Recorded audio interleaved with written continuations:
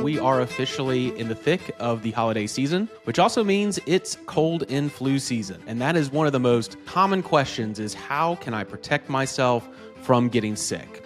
COVID never really killed anybody. It was the overreaction of the immune system that went, and when you started hearing about people and their lungs were destroyed from COVID, that really did happen. But it was really the immune system overreacting, creating this excess amount of inflammation to try to get rid of the virus. Today, we are going to dig into the most evidence-based natural compound that can help protect your body from these nasty viruses floating around this winter. The Neuronutrition Podcast is sponsored by North Florida Spine and Wellness and produced by Juming Delmas Studios. Welcome back to another episode of the Neuronutrition Podcast. I'm your host, Dr. Z, and we are officially in the thick of the holiday season, which also means it's cold and flu season. And that is one of the most common questions is how can I protect myself from getting sick? Well, if that is a question you yourself have an interest in, this episode is for you. Today, we are going to dig into the most evidence-based natural compounds that can help protect your body from these nasty viruses floating around this winter. Don't forget to like and subscribe and follow us on YouTube, Facebook, Instagram, and TikTok at Neuronutrition Podcast. Okay, so I think the first thing we need to talk about is why natural immune support matters. Every cold and flu season, we kind of see a similar pattern of we might get a vaccine, we may have decongestants, or we may have cough medications or fever suppressants, things to kind of help support symptoms when we do get sick. However, I think that one thing we don't think about a lot is how the immune system itself can be supported to work not only more efficiently, but be more balanced. If we rely just on vaccines, and again, this episode is not to talk about whether vaccines are good or bad. Vaccines do have, what the reality is, a very limited efficacy, especially against flu and things like COVID. For instance, if you look back at the history of flu vaccine effectiveness, it really varies between a 30% and 50% effectiveness. In fact, it wasn't too long ago in, I think, 2014, 2015, that effectiveness was below 20%. So it's good to remember that these vaccines are not necessarily a silver bullet. They are actually kind of an educated guess. They're going to try to, as best they can, line up the strain of the virus that is likely to be out this year and base that vaccine around it. So the point is, it's really important to be able to have the foundational support for your immune system to operate the way it is. Now, one thing that a lot of people will ask me is, how do I boost my immune system? And one of the things we're going to hammer home today is that is not necessarily what you want to do. The immune system does need to be active enough to be able to fight off the infection. But as we'll talk about later in the show, we can have overreactions of the immune system, things we call cytokine storms that actually can produce lots of inflammation and actually can be what actually kills you or hospitalizes you with some of these reactions. So let's talk about some of the foundational nutrients that are probably most important for basic immune function. The first one that we'll talk about is probably, if we had to talk about one nutrient that is probably the most important to have operational as far as your immune system response goes, is vitamin D. Now, vitamin D is not just a vitamin. It's actually a hormone that is really important to regulating our immune systems, regulating gene expression, so how our genes tell our body what to do, to control the inflammatory response, to control how the immune system goes about modulating both what we call the innate immune system, which think of that as kind of our first line of defense, and the adaptive immune system, which is going to be more the targeted response where lymphocytes and different specific types of cells go and attack the virus itself, which helps release something called AMPs. And then also is really important to suppressing the overactive immune cells, which are things like T cells. The next nutrient that I think is super important is vitamin A. And this is going to maintain the integrity of what we call our barrier system. So these are our mucosal membranes. These are what we call our epithelium in our lungs and respiratory system, our gut lining cells, which all of these are kind of like, think of these as if you think of the immune system as a military or as a castle. It's going to be kind of like those walls, those pure barrier systems that try to prevent those pathogens from entering our overall system. Then we go into things like vitamin C. Now, vitamin C is interesting because it kind of has a twofold effect. It not only is able to be an antiviral itself, and specifically there's research that shows it has direct antiviral effects against the flu virus, but it also is a very powerful antioxidant. So antioxidants are basically compounds that help reduce that inflammatory stress. One thing I want to actually kick back to a little bit, going back to vitamin D and vitamin A, and this can be true of a lot of these nutrients, they also can work together synergistically quite a bit. So, for instance, vitamin A and vitamin D, there are certain ratios that help kind of work together to not only support those barrier systems, but also modulate that immune response. And that has shown to be really effective against specifically the flu. In fact, what we see naturally, and this is so cool to me, but what the ratios that we see naturally in things like cod liver oil, for instance, are very, very effective for preventing flu infections. And even if you do get sick, having a better outcome. So that is one of the things that I will always recommend that everybody takes, that actually has been used really since the early 1900s very effectively to fight against flu epidemics and viruses, is cod liver oil. And don't worry, you can go get cod liver oil and do a couple teaspoons of it every day, but you don't actually have to, if you're already kind of like, there's no way I'm going to do that, there is actually a way you can do it through capsulation and that kind of thing. So don't think you have to suffer to be able to get that in your system, but something I definitely recommend you add to your immune system protocol. The next thing that is super important as far as minerals, probably the most important mineral that we're going to have in our system is zinc. And zinc essentially is going to inhibit virus replication. So viruses work by taking over our own cells and replicating themselves and reproducing. That's how they work. Zinc can actually stop that replication. But what's important, and we'll talk about things that help this, is the zinc has to be in the cell. So just because you have zinc floating around your system doesn't mean it's necessarily getting into the cell and getting to the cell efficiently. So we'll be talking about also some other compounds that help that zinc get intercellular. The next thing that I think is kind of something that a lot of people don't think about, but is supporting the actual organs that are involved in the immune response. So you can do that by taking what we call glandulars. Those are basically organ tissue that are put in supplemental form. So the thymus, for instance, is a gland that helps mature white blood cells, T cells, different components to fight the actual infection and disease. So think about the immune system as kind of the training academy for your immune soldiers. It's going to help produce those immune components so your body can effectively destroy these viruses and pathogens.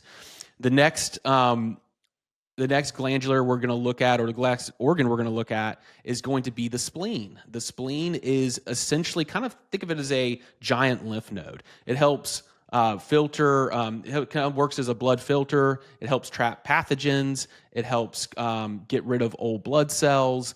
And it's going to really help initiate that adaptive immune response because it's going to activate lymphocytes to produce antibodies against these invaders. So it is it's a very crucial thing to fighting off these blood-borne infections. That's really important. Probably a really, really underrated organ involved in the immune system is actually the liver. And this essentially works by filtering out different pathogens from gut-derived blood. It's going to help kind of clear out some of the debris. And whenever our body, and the spleen does this too, whenever our body has to go through certain processes to whether it is to destroy the virus or activate the immune response, all of that metabolic processes have essentially waste that have to be broken down and removed from the body. And it's also going to be a key factor in mediating those cytokines. So those inflammatory molecules that inevitably do get released during the immune response. It's like when we get fevers and when we get achy. All of that inflammatory response is essential and important, but we also don't want it to overreact. So the liver is really important for that. Now, here's the good news. You don't necessarily, just like I said with the cod liver oil, probably the most purest way to get those extracts into your body is you could eat organ meats. You could go eat liver. You could go, you could probably find thymus glands and spleens to eat. This is something that our ancestors did. They ate all of the animals. But you can get these in supplemental form. I would rather myself take it that way than go about getting it through actual food. The next thing that is really effective as far as like core nutrients is going to be just basic B vitamins, B12, folate, B6, all of the components of different nutrients that really help you produce what we call ATP. We've talked about this when we talk about brain health. We've talked about this in other contexts, but it's really important to know that for your body to do anything, and I don't care if it's creating neuroplasticity, if it's your immune system operating, if it's digestive function, anything your body does needs energy. It needs the gas of the physiology, which is cellular ATP. And to produce ATP, your body needs certain nutrients. It needs proteins. It needs all those B vitamins. So if you don't have those, you're going to struggle to do anything. So I can't overstate how important that is. Going into the next component that I want to talk about is probably an antiviral that most of you have not heard of. And when I say antiviral, essentially what these compounds mean, it's something that literally can destroy the virus itself and keep it from reproducing. And that is something called monolaurin. Monolaurin, what is it? It is a naturally occurring compound that is found prevalently in coconut oil. Now, to take the amount of coconut oil to get a therapeutic dose of monolaurin is probably going to be a little too much coconut oil and too much saturated fat. But it is a compound that is really incredible and has really incredible antiviral properties. And you're probably wondering, well, how the heck does it do that? Well, before we talk about the actual mechanism and how monolaurin actually works, we're going to want to talk about the lipid membranes that a lot of viruses have. So most viruses have what we call this lipid envelope membrane. And essentially, what this membrane is responsible for is it helps the virus penetrate our cells and then go in, take over our mitochondria and our cellular machinery to reproduce itself. That's how viruses work. Viruses can't live and reproduce on their own. They have to hijack our own system to reproduce themselves. So when we have something like monolaurin, it actually kind of works as a soap, to be honest with you. It is an emulsifier. So it kind of helps mix fat and oil and water, for instance. That's kind of what emulsifier does. It's kind of how soap mixes grease in with water so you can get it off of your hands. Think of it that way. And specifically, the type of fats and triglycerides that are present in these virus envelope membranes is exactly what monolaurin is able to emulsify and disrupt. So essentially, this membrane disintegrates off of the viruses and it can't do anything. It can't penetrate the cell. It can't reproduce. So, if I wanted to pick one compound that I would recommend taking, or I would take myself to prevent myself from getting sick, other than vitamin D, because I think vitamin D is so important to the just pure regulation of the immune system, is monolaurin, because it can literally potentially keep you from actually getting infected, or even if you do get infected, it's going to be a key way to modulate and limit the duration and intensity of that viral load and thus the infection itself. So that leads us into our final area, our final topic we want to talk about, and then we'll talk about some specific things you can take and dosages that I recommend. But it's preventing the cytokine storm. What is a cytokine storm? It's essentially, think of it as your immune system overreacted, overresponded, and in the guise of trying to destroy the virus itself, it actually ended up destroying a lot of tissue. I always talk to people that, when you really think about it on a very technical level, COVID never really killed anybody. It was the overreaction of the immune system that went, and when you started hearing about people and their lungs were destroyed from COVID, that really did happen.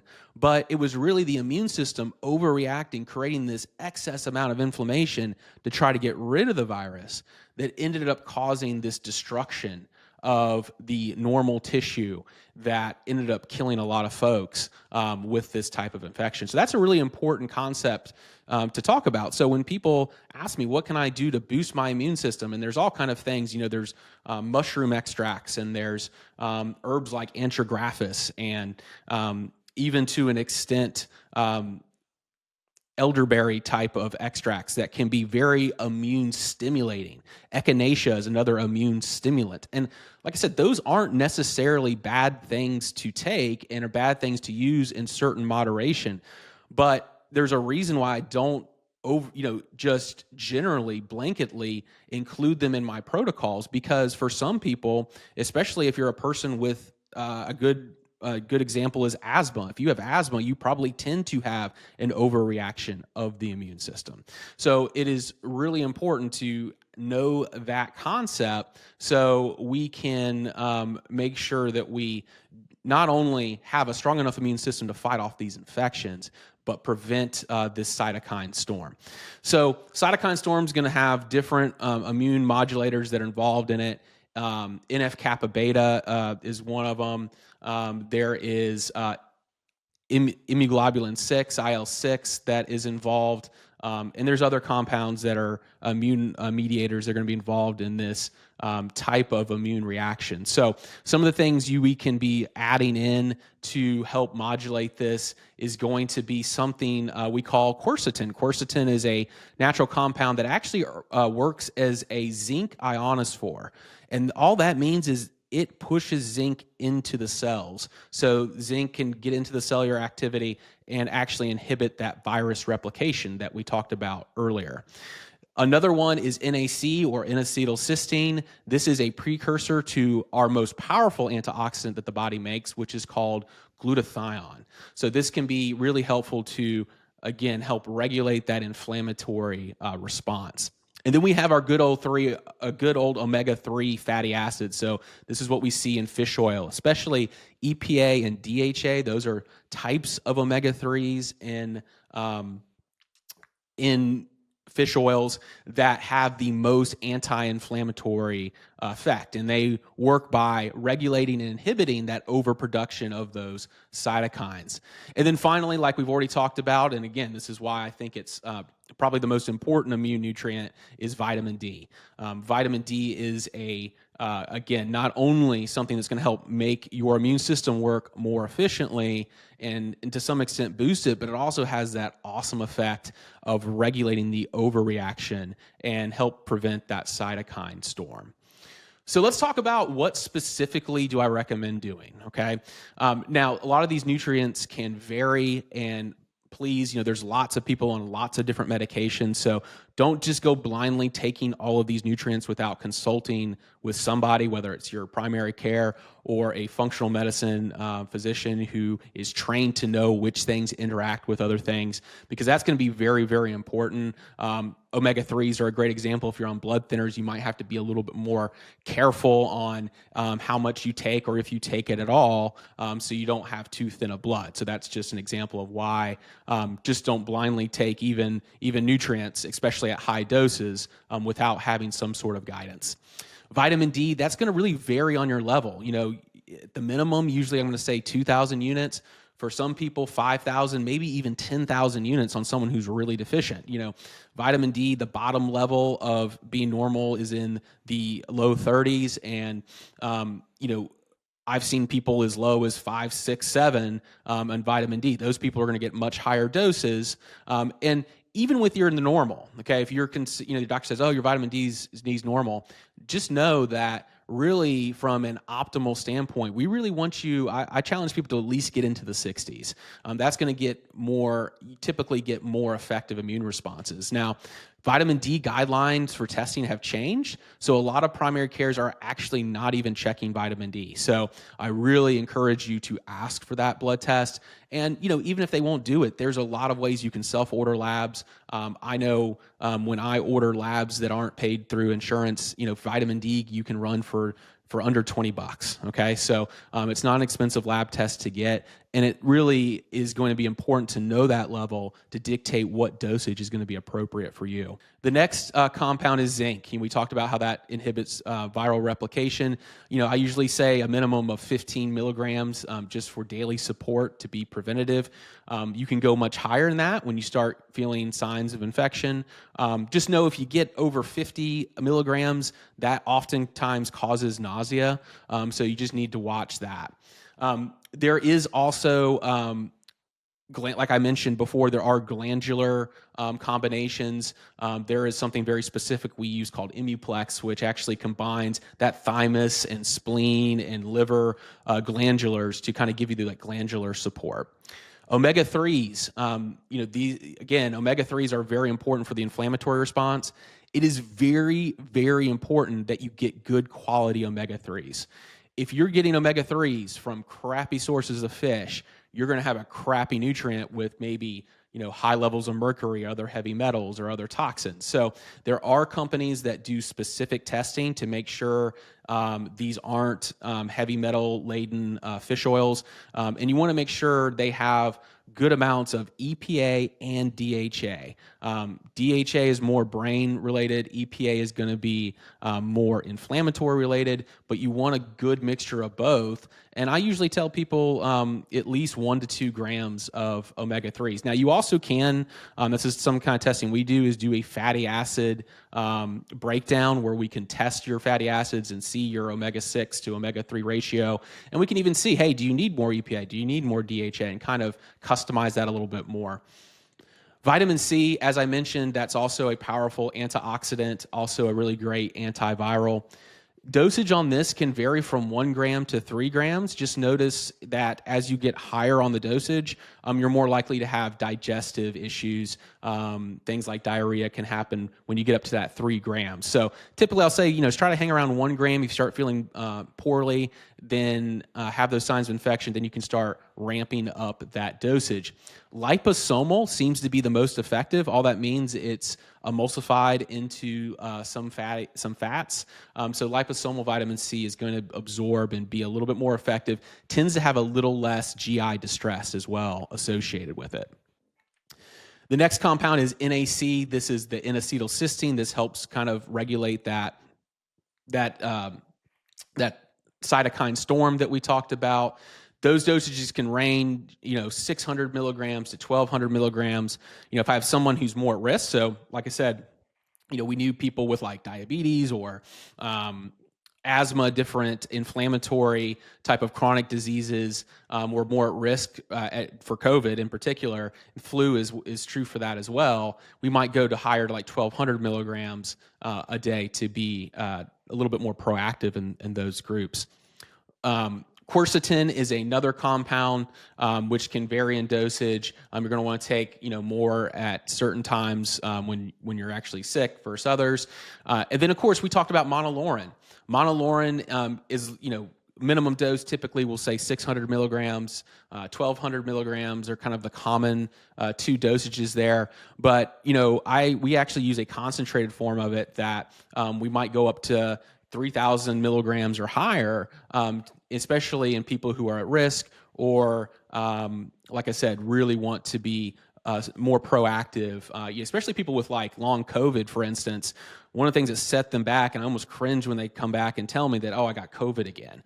And, that just sets them backwards so much. So especially in those long COVID populations, and, that's kind of a probably separate show we could do because there are some treatment protocols we utilize for that.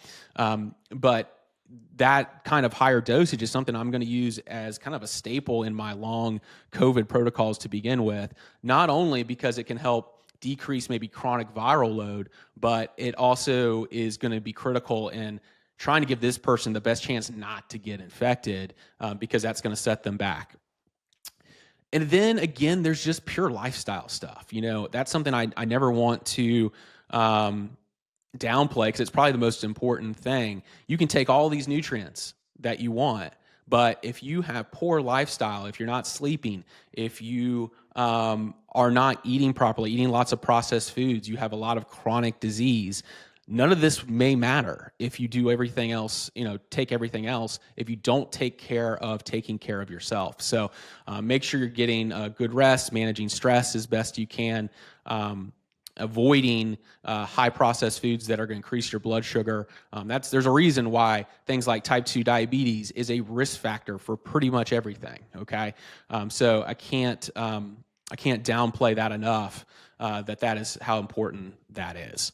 So that's going to be it for this episode of the Neurotrition Podcast. I hope this gave you some good insight on how to stay healthy during cold and flu season. And if you want to know more about my personally recommended immune system nutrient stack, check out the link in our show notes or visit our website at neurotritionpodcast.com and click the store link, and we will have that stack there available for you to look over.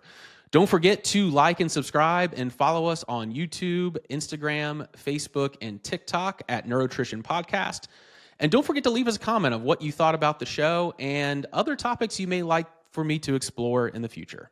We'll see you on the next episode.